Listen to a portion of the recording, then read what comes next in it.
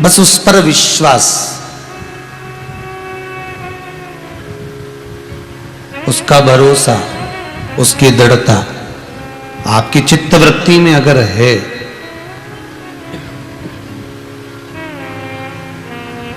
तो ये विश्वास मानकर चलना कि फिर संसार में कहीं धोखा नहीं खा सकते। और यदि शंकर के भगत के साथ मान लो अगर कोई धोखा कर भी जाता है ना, तो जिंदगी में वो कभी सुखी नहीं रह सकता। जो शिव उपासना में आप लगे हुए हैं, शंकर जी की भक्ति में आप लगे हुए हैं, शंकर के अनुमोदन में आप लगे हुए हैं, शंकर के स्मरण में आप लगे हुए हैं, और शिव भक्ति में आप किसी भी रूप में जुड़े हैं, भले वो कोई भी रूप हो आपका। हम ये नहीं कहेंगे कि आप मंदिर के अंदर जाकर घंटों तक बैठे रहना हो।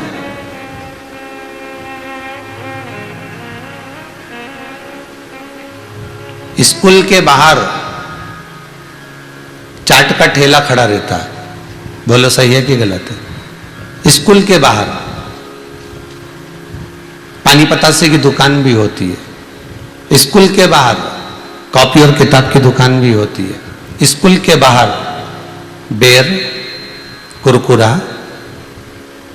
गजक, टॉफी, वेपर्स, इसकी भी दुकान होती है।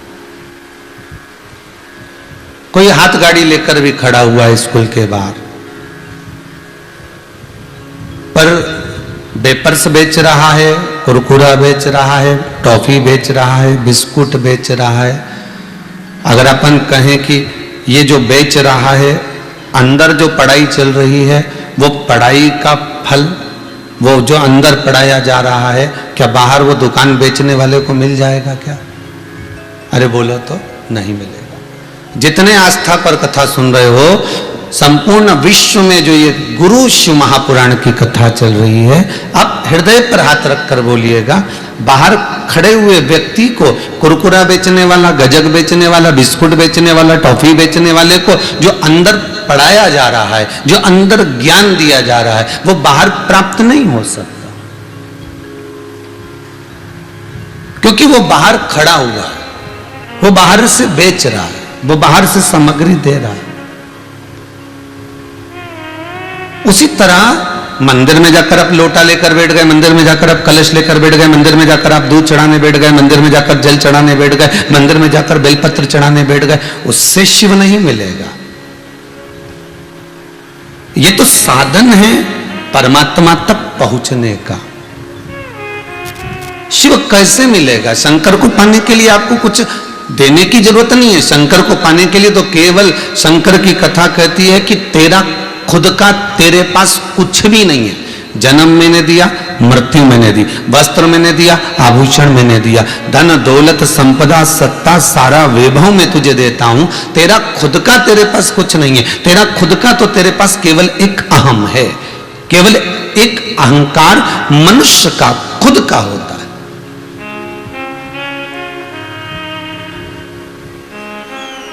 ये अहम दूसरा कोई नहीं देता आपको। ये अहंकार आपका स्वयं का स्वयं प्रकट करते हो आप। इसलिए शिव कहते हैं इस अहम को, शंकर कहते हैं इस अहंकार को आप मुझे समर्पित करिए, इस अहम को आप मुझे दे दीजिए। और जब आप अहंकार मुझे दे दोगे तो शिव कहते हैं कि मेरे बनने में देरी नहीं लगेगी। लंका अधिपति रावण ने शीश काट काट कर भगवान को दिए। लंका अधिपति रावण ने सब कुछ भगवान को दिया, संपूर्णता का सुख भगवान को दिया। रोज अभिषेक भी करता था, पूजन भी करता था, अर्चना भी करता था, और भगवान को अन्य अन्य स्त्रोत से, मंत्रों से शिव को रिझा भी लेता था। पर भगवान को रिझा जरूर रहा, पर भगवान को सब कुछ दिया गया, पर रावण अपना अहंकार नहीं दे पाया। अहंकार में तीन गए धन वैभव और वंश, ना मानो तो देख लो रावण कौरव और कंस। ये तीनों अहंकार में चले गए। रावण अगर कुछ भी ना देता, बस भीतर का अहम भगवान शिव को समर्पित कर देता, तो भगवान उसको अपना बना लेते। बनाया तो था मेरे शंकर।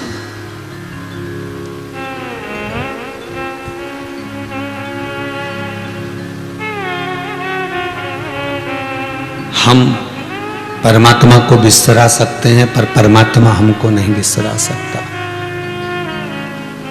हम परमात्मा को बिसरा सकते हैं पर परमात्मा हमको बिसरा नहीं सकता। हम शिव को बिसरा सकते हैं पर शिव हमको बिसरा नहीं सकता। एक पिताजी के दो पुत्र थे। बड़ा बेटा कहता है पापा मुझे आपके साथ में नहीं रहना, मेरी शादी हो गई है, मेरे बच्चे हो गए हैं, अब मुझे अपनी लाइफ सेटल करना है। कर ले बेटा, करो।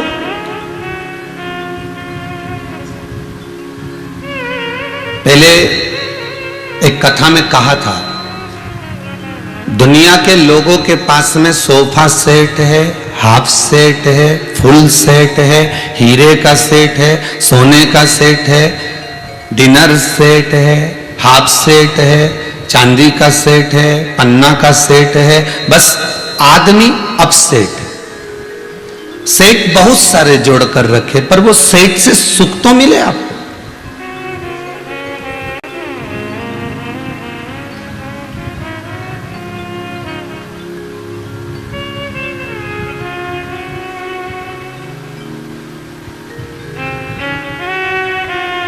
वो सेठ सुख तो प्रदान करे आपको। महाराज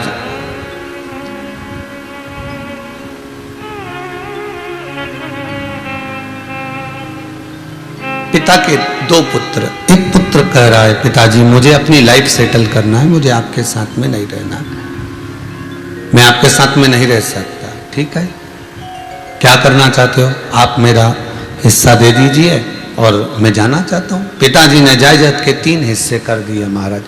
जब 3 हिस्से जायदाद के किए गए, वो 3 हिस्से में से एक पिता ने अपना हिस्सा रखा, दूसरा हिस्सा छोटे बेटे को दे दिया, तीसरा हिस्सा बड़े बेटे को दे दिया। लो ये आपका धन।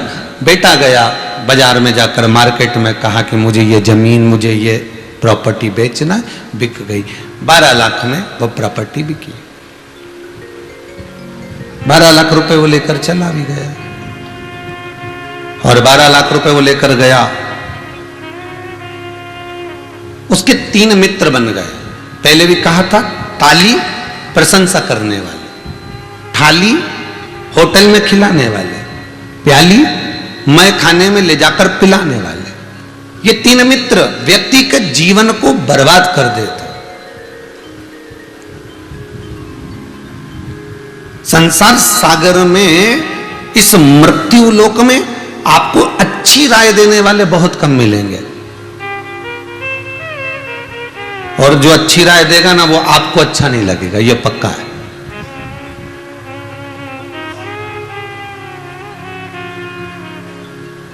अगर पति ही पत्नी से सत्य बोल देना एक आध बार तो पत्नी को बुरा लग जाए, या पत्नी पति को सत्य कह देना तो पति को बुरा लग जाए। सत्य कहना बड़ा कठिन काम है।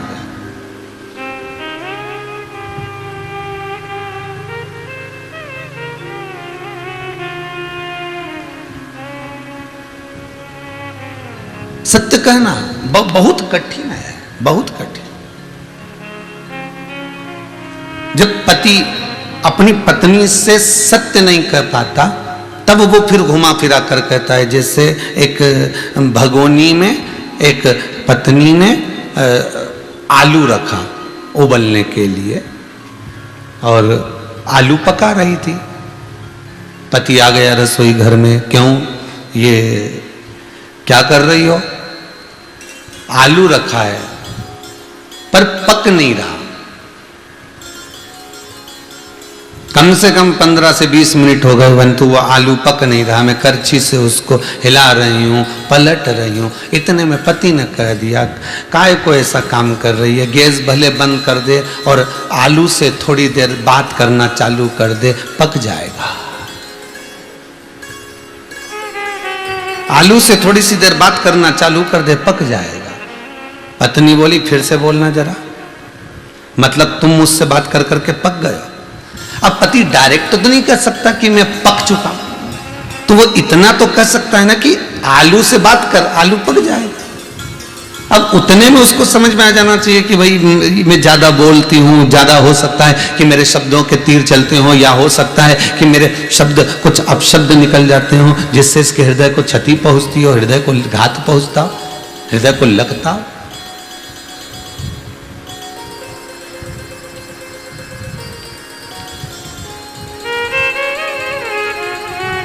पिताजी, मैं आपके साथ में नहीं रह सकता, आप मुझे हिस्सा दे दीजिए और मैं चले जाता हूँ। ठीक है बेटा, जाओ। और बेटा हिस्सा लेकर चला।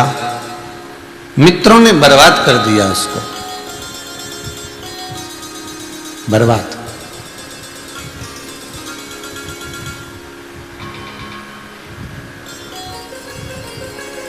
आप बहुत बड़ी बड़ी सिटियों में रहते हो, बहुत बड़े बड़े शहरों में रहते हो।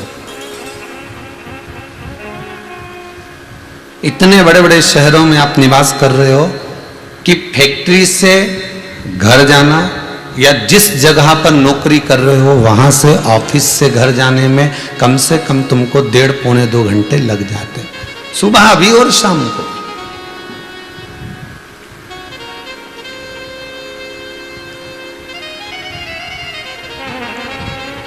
मुंबई जैसी सिटी हो ना, इंदौर जैसा शहर हो, मुंबई जैसी सिटी हो, बड़े बड़े जो शहर हैं दिल्ली आदि आदि, नोएडा आदि, ये बेंगलोर आदि, इनको आप देखेंगे तो मनुष्य की जिंदगी हमको समझ में नहीं आई कि ये कमा किसके लिए रहे, आज तक समझ में नहीं।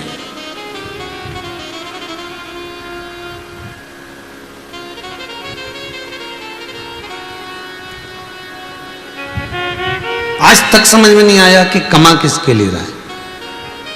सुबह से उठेंगे, कुल्ला मंजन करा, थोड़ा बहुत योगा वोगा करा, ना करा, तैयारी जाने की, जल्दी जल्दी टिफिन बना, तैयार हुए, गाड़ी ली, ट्रैफिक इतना था, धीरे धीरे धीरे धीरे धीरे धीरे टल्ला खाते खाते खाते खाते ऑफिस पहुंच गए। वहां पर फिर सबसे मिले जुले, लेट हो गए, सर की डांट सुनी, सब कुछ किया गया। उसके बाद फिर शाम को वापस चलने का जब वापस जा रहे हैं, फिर वापस पहुंचते पहुंचते पहुंचते पहुंचते इतने थक गए, पत्नी कह रही है लो भोजन कर लो, जल्दी लगा दे भोजन, मेरे को भूख लग रही है। और फिर जल्दी से मुंह हाथ धोए, भोजन करा, बस खाया ना खाया, आंखों में नींद भरी, सो गए।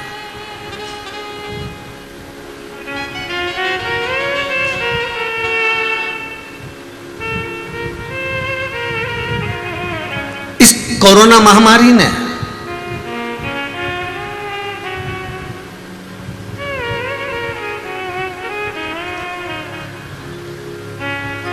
कोरोना महामारी ने एक चीज जरूर सिखाई है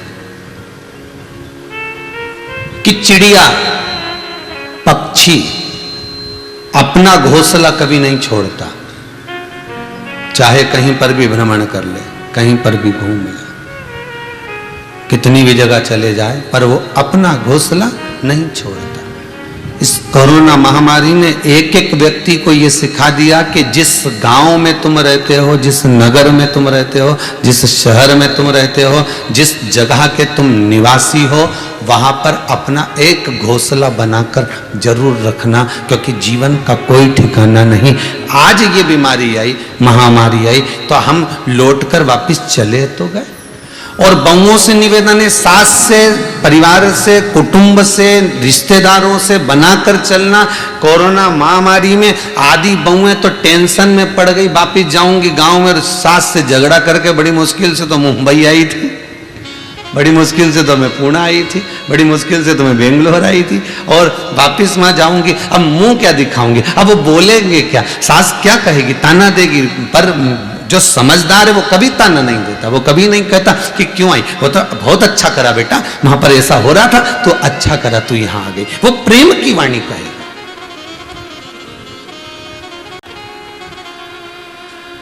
इस महामारी ने एक चीज जरूर सिखाई है कि आप जिस स्थान से जुड़े हुए हो उस स्थान पर मत छोड़ो, उस स्थान को मत छोड़ो।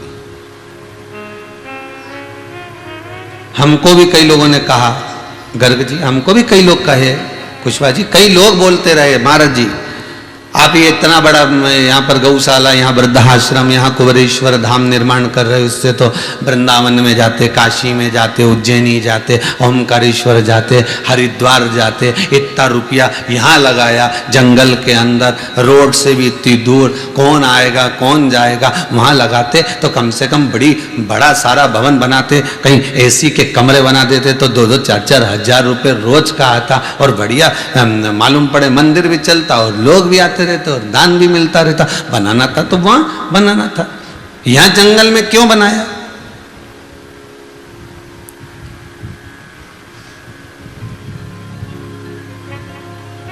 इस जंगल में बनाने का कारण क्या? जिसको व्यापार करना है वो ढूंढे ऐसी जगह। यहां तो बाबा का केवल भगत ही आने वाला है, जिसको कुबेरेश्वर महाराज बुलाएगा, लाएगा, और जिसको यहाँ पर बुलाकर मेरा कुबेर भंडारी उसकी झोली में कुछ ना कुछ सुख देना होगा, वही इस कुबेरेश्वर धाम तक पहुंच पाता है। नहीं तो बाबा रोड पे से निकाल भगा देता है, बाबा रोड पे से निकाल देता है। वो हाईवे है ना, वहीं से डायरेक्ट भेज देगा कि इंदौर से चला सीधे भोपाल रुकना, भोपाल से चला सीधे इंदौर रुकना, ये अंदर घुसना ही मत, प्रवेश करना ही मत, बाबा ही निकाल देगा।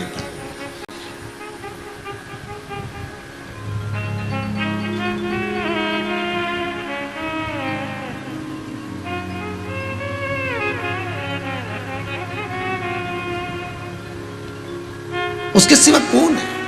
एक कोई उज्जैन के आगे बड़नगर से कोई माता जी आई हुई है, बहन जी, वो कह रही थी आज, गुरुदेव मेरे मायके वालों से मैंने कहा कि, ससुराल वालों से कहा, परिवार वालों से कहा कुबेरेश्वर जाना है मेरे को, और वो नहीं आए, मैं आ गई। और आई, पूरे रिश्तेदारों से मैंने पूछा, यहाँ रहने वालों से भी पूछा, यहाँ शंकर जी कहाँ पर है, कुबेरेश्वर महादेव। अच्छा, इतनी बार कथा में कह रहे हैं कि अभी निर्माणाधीन है, बन रहा है, तो यहाँ शंकर जी कहाँ है? अब कभी तो आशा लेके आई थी शंकर जी की आस लेकर, अब कहीं शंकर जी नहीं मिला, और शंकर जी नहीं मिला तो नहीं मिला, तुम भी नहीं मिले गुरुदेव, बड़ी आफत। और काम इतना बड़ा था कि शायद जिंदगी भर रोती। वो आज मिली थी वो माता जी, कहीं बैठी हो तो जरा 5 मिनट आइयो, जरा इधर, जरा कहीं बैठी हो तो इधर आ जाओ, या जरा आना इधर, हाँ इधर आओ जरा।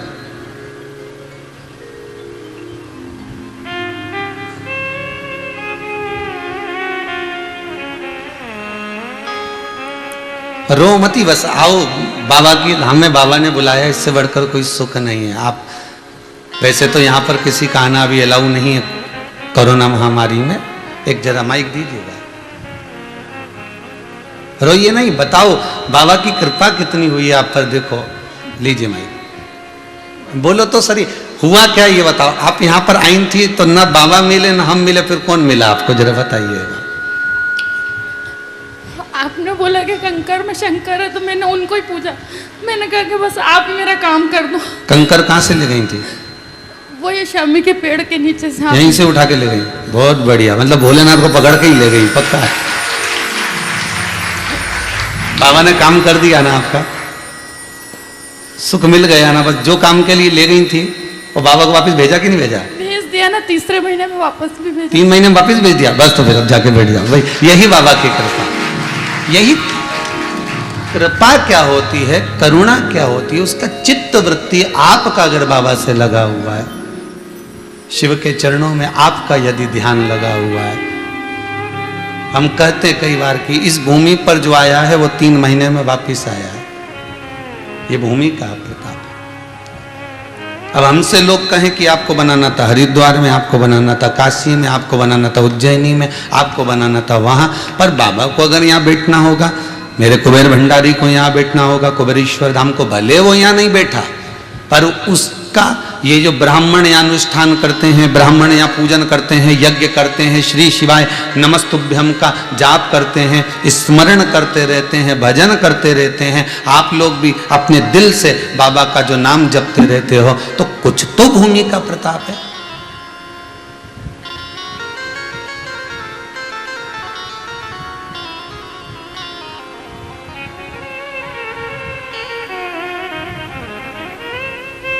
ब्रजभूमि में भगवान है, हरिद्वार में भगवान है, काशी में भगवान है, माना हर जगह पर भगवान है। पर इस कुबेरेश्वर धाम में भले अभी शिव नहीं है, पर भक्त है, तो भक्त में भी तो भगवान है। वो किसी रूप में आता तो होगा, यहाँ किसी रूप में पहुंचता तो होगा। शंकर का मात्र अनुमोदन कर लेना, शिव का मात्र स्मरण कर लेना, शिव तत्व में केवल डूब जाना,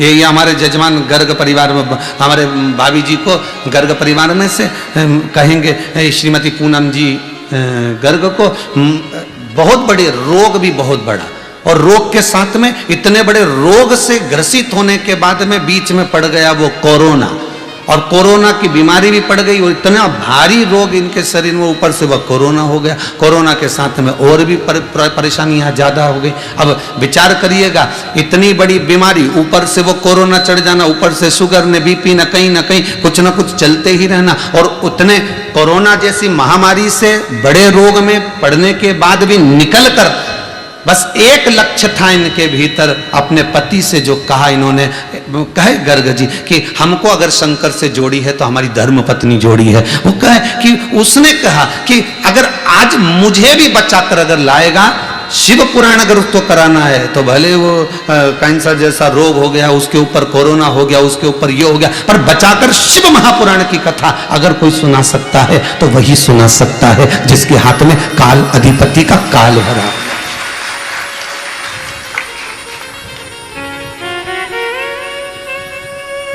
जिसके भीतर, फिर कहूंगा, घड़ी बेकार हो जाए तो किराने की दुकान पर मत जाना, घड़ी बेकार हो जाए तो कपड़े की दुकान पर मत जाना, घड़ी बेकार हो जाए तो लकड़ी की दुकान पर मत जाना, घड़ी बेकार हो जाए तो कहीं कपड़ा आदि की जगह पर मत जाना, घड़ी की दुकान पर जाना तो घड़ी ठीक हो जाएगी। उसी तरह ये काल, ये समय, ये नक्षत्र, ये घड़ी, ये पल, ये समय, ये तिथि, ये वार, सब कुछ बनाने वाला मेरा महाकाल महादेव है। अगर तुम्हारी भी घड़ी बेकार चल रही है, तुम्हारा भी समय बेकार चल रहा है, तुम्हारी घड़ी, पल, समय अभी अच्छा नहीं चल रहा, लोग कहते हैं अभी यार तुम्हारा समय अच्छा नहीं है, तुम्हारा ये ग्रह बेकार है, तुम्हारा, तो जो घड़ी अच्छी नहीं चले, पल अच्छा नहीं चले, समय अच्छा ना चले, तो कहीं मत जाना, किसी की दुकान पर मत जाना, एक दुकान पर जाना, और वो देव अधिदेव महादेव के दरवाजे पर जाना। वो काल सुधार देगा, वो घड़ी सुधार सकता, काल अधिपति महाकाल तुम्हारा काल सवार सकता।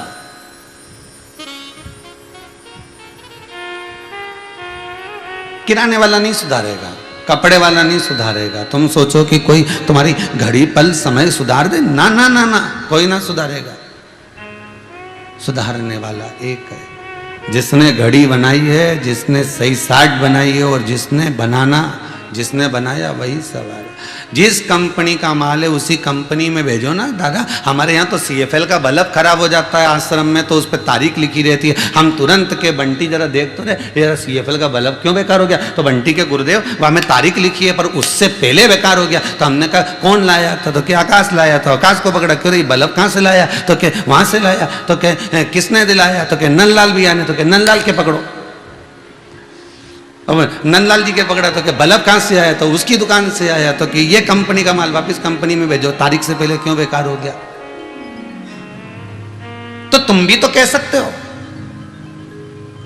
जब पैदा हुआ था तो क्या कहा था कि जन्म लेगा, तेरे जन्म से लेके मरण तक का सारा काम मेरा है।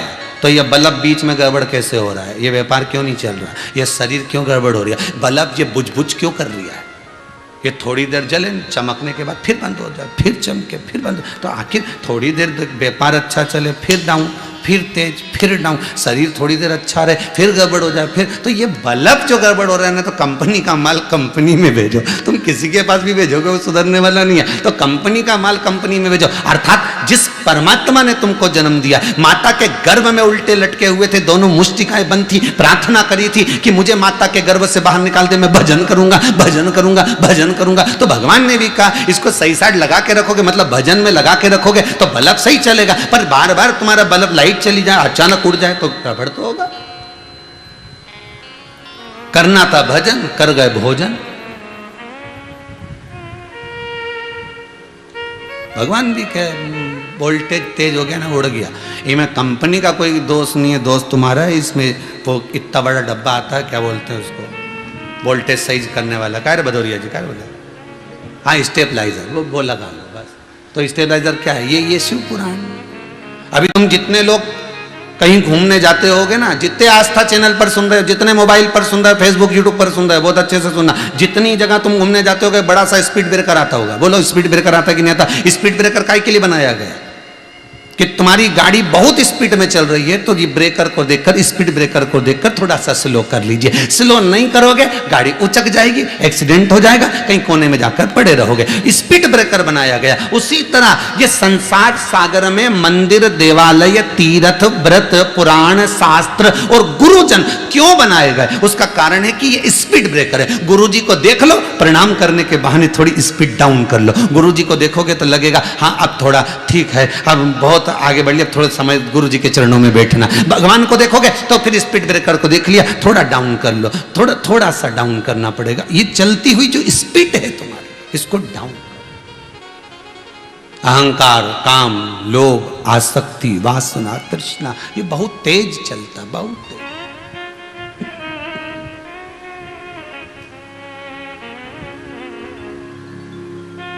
इस स्पीड को थोड़ा सा डालिएगा, सुख का अनुभव होगा आपको।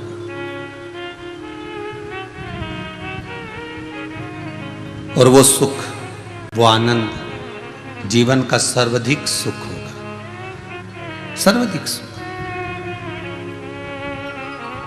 एक बार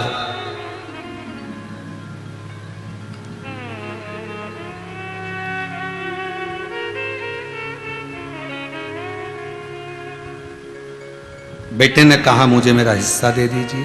पिताजी ने हिस्सा दे दिया। बेटा ले गया, शहर में गया, बड़े बड़े लोग, बड़े बड़े मित्र बन गए, बहुत धनपति, बहुत पैसे वाले। जो भजन करने वाला होता है ना, भगवान की सेवा करने वाला होता है, मंदिर में पोछा लगा रहा है, झाड़ू लगा रहा है, सेवा कर रहा है, उसकी मित्रता बहुत कम लोग कर पाते हैं। जो वाचाल होता है, जो आपको भरमा रहा होता है, भ्रांतियों में डुबो रहा होता है, उसकी मित्रता लोग ज्यादा कर पाते हैं।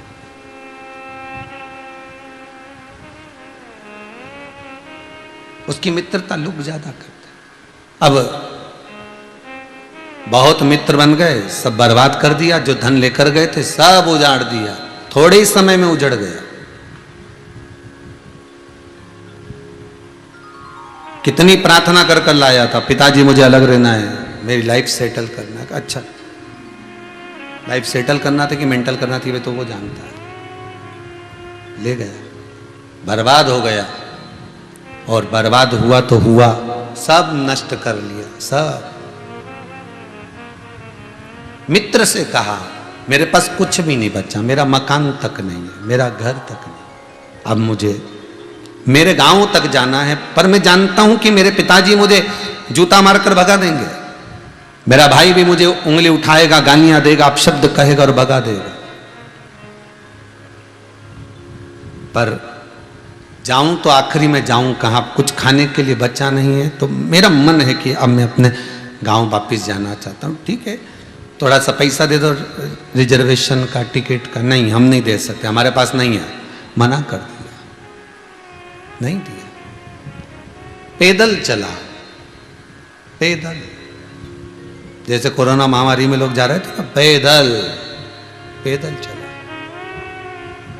अब आस लगा कर जा रहा है कि वहां जाऊंगा, रहेंगा कि नहीं रहूंगा, लोग मुझे रखेंगे ना रखेंगे, यहाँ इतनी बड़ी सिटी में रहता था, इतना खर्चा करता था, ऐसा करता था। अब पैदल चल दिया, पोटली सिर पे रखकर, सामान सिर पे रखकर चला जा रहा। पहुंच गया घर। पिताजी खेत पर काम कर रहे थे। पिताजी ने देखा खेत पर काम करते हुए, पिता देखते हैं, और पिता जब देखा, दोनों हाथ पिता ने फैलाया, बेटे को हाथ फैलाकर अपने हृदय से लगा लिया,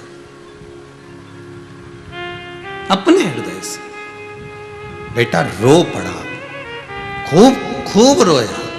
पिताजी सब बर्बाद कर दिया मैंने, जो हिस्सा दिया था आपने सब बर्बाद कर दिया। पिताजी कहते हैं कोई बात नहीं, धन बर्बाद हुआ है ना, तू तो बर्बाद नहीं हुआ। व्यक्ति के जीवन में पैसे की कमी आती है, धन की कमी आती है, संपदा की कमी आती है, वैभव की कमी आती है, सत्ता की जब कमी आती है तो उसका चित्त, उसकी वृत्ति, उसका मन ये विचार करता है कि अब मैं मर जाऊं तो अच्छा है।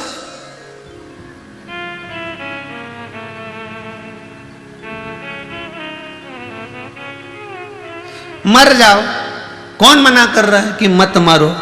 मरो, फैशन चल रहा है मरने का, तो रोज अखबार उठाओ तो मालूम पड़ जाएगा वो मर गए, वो मर गए। तुम भी मरो, जा। कौन मना कर रहा है मरने के लिए? पर मरने का तरीका थोड़ा सा चेंज करो, थोड़ा सा चेंज। कितनी यहाँ तो पहले के इलाज में आज के इलाज में चेंज हो गया, पहले की दवाई आज की दवाई चेंज हो गई, पहले की गोली आज की गोली चेंज हो गई, पहले की डिजाइन आज की डिजाइन चेंज हो गई, पहले की कट आज के कट चेंज हो गए। तो कितनी चीज चेंज हुई, तो मरने का वही तरीका क्यों कि बस खा लो और मर जाओ, ट्रेन के नीचे सो जाओ, बस में से कूद जाओ, ऊपर से छत से नीचे कूद जाओ, या रस्सी बांध कर मर जाओ। ये सब तरीके तो ओल्ड है, पुराने। कोई नया तरीका ढूंढो ना, और तरीका भी ऐसा ढूंढो जिससे मरो तो फिर सुख का आनंद हो। तो वो तरीका कौन सा है? तो बस मन में लगाकर विचार कर कर बैठिए, वो तरीका ढूंढना है हमको। और वो तरीका कौन सा हो सकता है? एक तरीका है भगवान का भजन कर कर, स्मरण कर कर, भक्ति कर कर, स्मरण नाम जाप कर कर मैं अगर प्राणों को त्यागूंगा तो भगवान का भजन कर कर त्यागूंगा। ऐसे नहीं मरूंगा। भगवान चाहे कितना ही दुख दे ले, दे दुख, कितना दे वो दे दे, तेरे को जितना देना दुख हम झेलेंगे, दे आजा।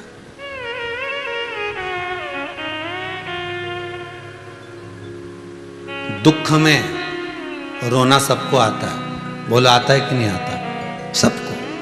पर दुख में मुस्कुराना किसी को आता है क्या? छोटे से बच्चे से सीखो दुख में मुस्कुराना। छोटे से बच्चे, थोड़ी देर मम्मी ने उसे कूटा पीटा और थोड़ी देर रोया, और रोने के बाद तुरंत ऊँ करता करता अंदर गया और कोई खिलौना उसको मोबाइल वगैरह मिल गया और उसने गेम में लगा और मुस्कुराना चालू कर दिया। बस ये जीवन होना चाहिए। छोटे से बच्चे से सीखे। दुख मिला ना, परमात्मा ने दिया है ना, सुख भी उसी ने दिया था महाराज, सुख भी उसी ने दिया है तो दुख भी उसी ने दिया। दुख वही दे रहा है, सुख भी वही दे रहा है। तो सुख अगर उसने दिया तो उस सुख का भोग तुमने बहुत अच्छे से भोगा, बहुत मस्त रहकर भोगा। क्या गाड़ी में घूमे हो सब, क्या लड्डू पेड़ा गुलाब जामुन खाया, क्या ज्वेलरी पहनी, क्या आनंद पाया, क्या डनलप का गद्दा। जब सुख उसने दिया था खूब मस्ती से भोगे, तो दुख उसने दिया तो वो भी तो भोगो। उसमें क्या रोना, उसमें रोना ही नहीं चाहिए।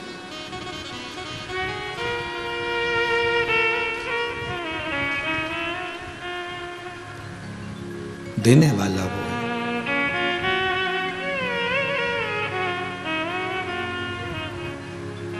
बस वो जो दे रहा है।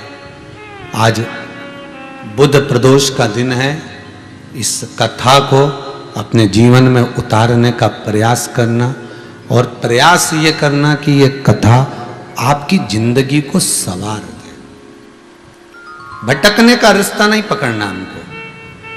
भरमाने वाले, दुनिया में भटकाने वाले ढेर सारे मिलेंगे, तुमको बहुत भटकाएंगे। ये करो। राजा परीक्षित को जब मालूम पड़ गया कि 7 दिन में सर्प डसेगा, राजा परीक्षित को मालूम पड़ गया कि 7 दिन में यह मरेगा, राजा परीक्षित को मालूम पड़ गया कि मरना है, तो कितने ऋषि मिले, 300 ऋषि मिले थे राजा परीक्षित को कि हम यज्ञ करवाएंगे, अनुष्ठान करवाएंगे, दान करवाएंगे, पुण्य करवाएंगे, ये करवाएंगे, वो करवाएंगे। राजा ने कहा ये सब फालतू की बात है, कोई सदगुरु ऐसा मिल जाए कि बस उसकी शरण में बैठ जाऊं और कब मृत्यु आए पता ही ना पड़ पाए, बस ऐसा गुरु चाहिए।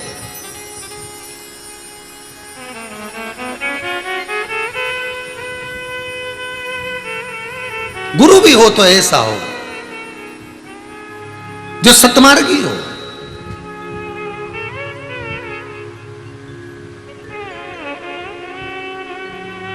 अब सुखदेव जी महाराज मिले। सुखदेव कौन? शिव का अवतार, शंकर का एक स्वरूप है सुखदेव, शिव का एक प्रतिबिंब है सुखदेव।